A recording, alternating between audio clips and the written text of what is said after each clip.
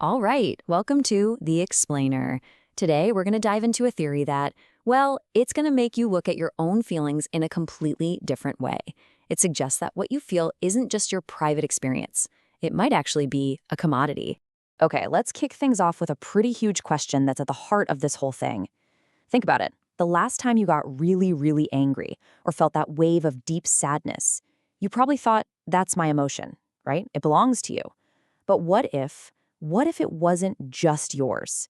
Because this theory, and it's a wild one, suggests that your feelings, especially the tough ones, aren't just you reacting to stuff. They might actually be a product, something to be harvested, that they are, in fact, a food source for something else.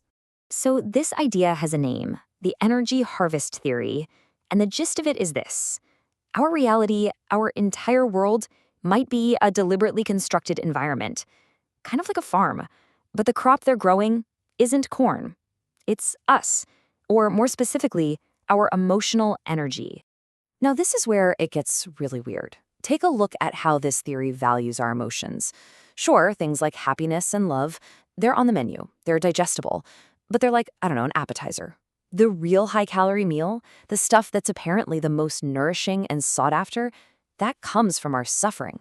We're talking sadness, malice, anger, and pain. That's the main course. So where's the control center for this cosmic farm? Well, according to the theory, it's been staring us in the face the whole time. The moon. Proponents will tell you it's no natural satellite, and they point to all these scientific oddities. Now look, mainstream science has explanations for all of this, right? Tidal forces, unique lunar geology, and so on. But in this theory, these aren't just quirks of nature. They're design features. And this right here, this is a huge piece of their puzzle. You see, after the Apollo 12 crew intentionally crashed a module onto the moon's surface, the seismometers they left behind picked up something wild.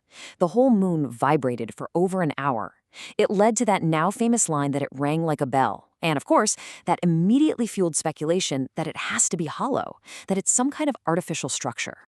Okay, so if the moon is an artificial control center, what's it controlling? This is where it gets even darker.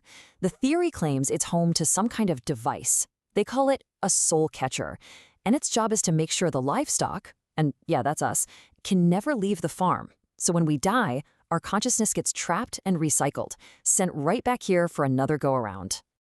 And that's the whole point, right? This isn't just about one lifetime of suffering. The system is designed to keep souls in this constant loop: birth, struggle, death, and then rebirth. Why? To guarantee a steady, reliable food supply for these supposed cosmic jailers, lifetime after lifetime. And when you look at it through this lens, our own history, all the wars, the conflicts, it starts to look different. The theory would argue that these huge global events aren't just tragic accidents of history. They're orchestrated. They're designed to create a massive, concentrated harvest of fear and pain. The ethical implications are just staggering. It means our suffering isn't just a part of life.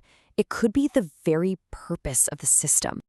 Okay, deep breath. Now, let's just, for a second, put aside the question of whether any of this is literally true. Let's just play with it as a thought experiment. What if you just acted as if you were in total control of your own emotional energy? What would actually change for you? Well, the logic is actually pretty straightforward. If you accept the premise, then every time you indulge in unchecked rage or sink into that feeling of victimhood, you're basically ringing the dinner bell. You're serving up exactly what they want on a silver platter. So the only way to really win this supposed game is to take that food off the table. And that right there, that's the ultimate call to action. The power to break the cycle, whether it's real or just a metaphor, isn't about fighting some big, scary enemy out there. It's about mastering what's inside you. Suddenly, managing your emotions isn't just about self-care. It becomes an act of rebellion, an act of sovereignty. So how do you do that? Here's a practical little guide, a way to claim what you could call emotional sovereignty.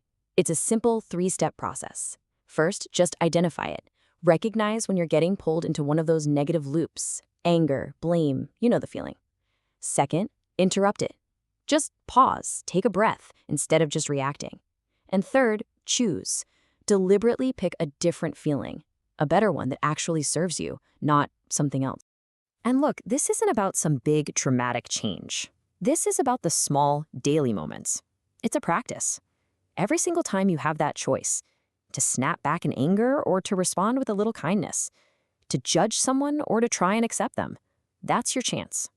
In the language of this theory, every time you make that better choice, you're starving the system. You're taking your power back. So that's where we land. Is this a real cosmic conspiracy? Or is it maybe the ultimate mindfulness hack? A powerful metaphor to get us to take control of our own lives. In the end, it leaves us with the same fundamental question. Who, or what, is really in charge of how you feel? And maybe, just maybe, the answer has been you all along.